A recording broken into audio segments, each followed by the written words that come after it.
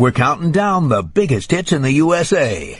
Well, now we're up to a singer from Jamaica who became the first reggae star to perform live in South Africa. You know, for many years there was a worldwide boycott of South Africa by many artists. They refused to perform there until the repressive system of apartheid came to an end. And in 1993, after a long struggle, it finally did come to an end. In the months that followed, many acts that had previously shunned South Africa arrived in the country to perform and to celebrate the land's newfound freedom. And in the midst of those many acts, there was a reggae singer, the man who became the first reggae artist to perform live in Johannesburg. He's a singer named Orville Burrell, who performs under the name Shaggy. Shaggy says that for most South Africans, reggae was a music they'd only heard on bootleg cassettes. They'd never actually felt the excitement of the music performed live. Shaggy put on about a dozen shows, and the response was overwhelming. And since those shows were part of his very first world tour, it was also a totally unforgettable experience for this singer. This week, the man who brought reggae to South Africa moves up 4 notches to number 28 on AT40. Here's Shaggy with Love Me, Love Me. Counting down the hits with Kasem.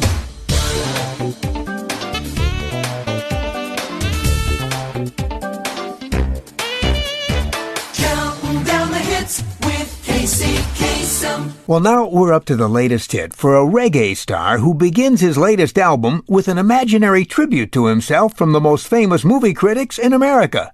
It's something the singer named Shaggy says he's always dreamed of. Like a lot of people, he often watches Robert Ebert and Gene Siskel on their weekly TV show. And like most fans, he's mesmerized as the critical twosome rate the merits of a new movie with a thumbs up or a thumbs down.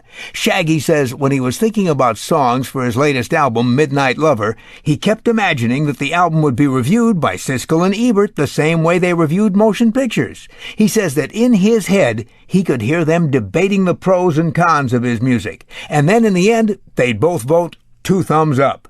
He liked the image so much, he begins his album with it. What you hear is the voice of Shaggy modestly declaring that Siskel and Ebert give this album 2 thumbs up. Do they really? Well, Shaggy says he hasn't heard from them, but he says, I can dream, can't I? This week, the singer with the vivid imagination has survey song number 28 on American Top 40. Here's Shaggy featuring Janet on Love Me, Love Me. Give a little bit of that, a little bit of this, let them know, yeah. Shaggy, Shaggy, DJ. I hold the man allowed to make him moist and wet.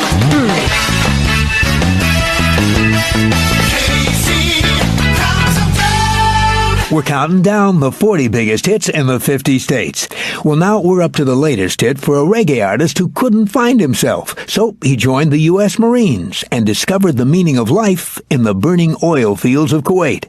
The artist who calls himself Shaggy was born in Kingston, Jamaica. When he was 18, he moved to Brooklyn, New York to live with his mother and to pursue a career as a singer. For a year, he says he tried to get his foot in the door, and for a year, that door was regularly slammed in his face. Shaggy says he became so discouraged he decided to give up on music. And since he didn't know what to do with his life, he decided the thing to do was to join the Marine Corps. He joined in 1988, just in time to serve in the Gulf War.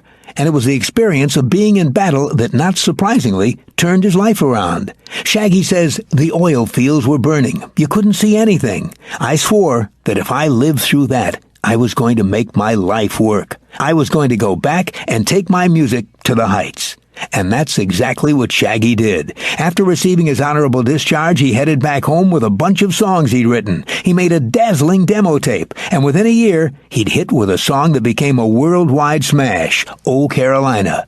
This week, the former Marine moves up 2 notches to number 32 on our survey with his latest hit, Dance and Shout. Here's Shaggy.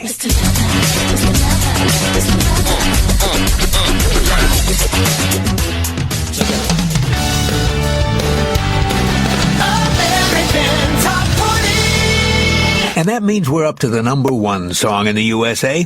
It's by a modern-day star from Jamaica who says he still lives in the shadow of the greatest Jamaican star of all time, a man who died 20 years ago. According to reggae historian Roger Stevens, any Jamaican star who comes along today has to contend with the legacy of the greatest of them all, the reggae legend named Bob Marley.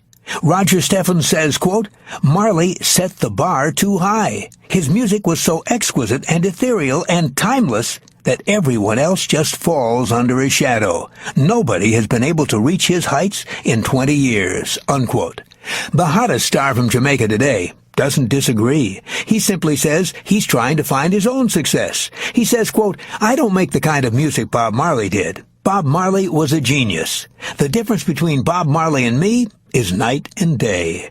This week's chart topper says he's trying to change the whole perspective people have of Jamaican artists. Quote, I don't have dreadlocks. I don't smoke weed. My thing is to get people out of the stigma of what a Jamaican artist should be like.